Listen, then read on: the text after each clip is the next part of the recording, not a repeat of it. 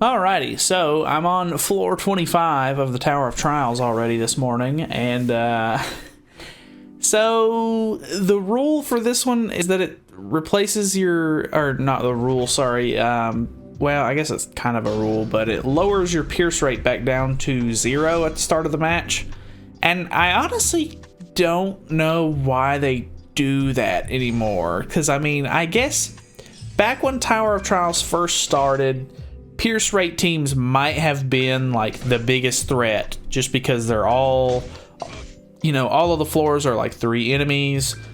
Pierce rate team is really good at just destroying AoE. I don't know, I guess I see why they were doing it, but nowadays there's this team specifically, just the Bond team with Escanor on here.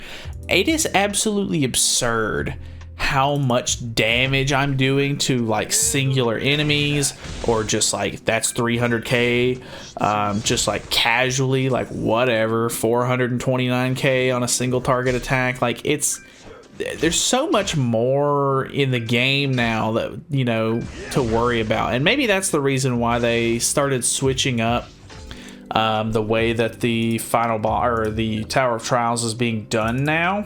Like, I could definitely see that being the case, because everybody was like, oh, this new Tower of Trials kind of sucks.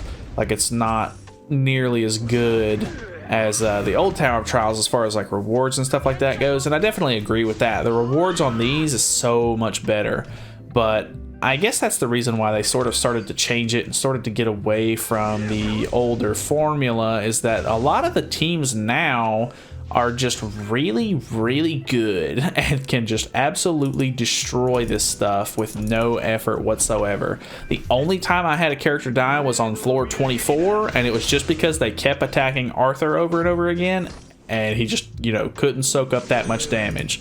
So you can see how easy that was right there.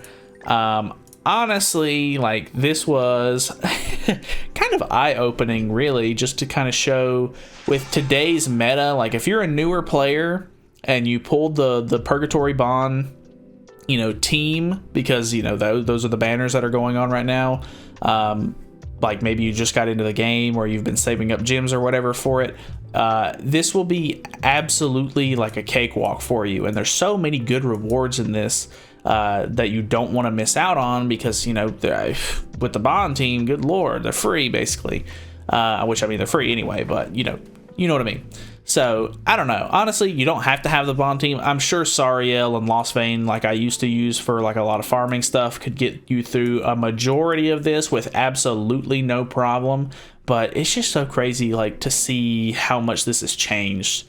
So yeah, obviously, it's a little bit different for us on global, because the global or the JP version and stuff like that, they had these towers several months ago at this point, because they swapped over to the new Tower of Trials before we did, and they had already finished several more seasons than we had by the time that we got the new Tower of Trials. So they didn't have a lot of these like newer characters and stuff like that, so it was still pretty hard for them back then.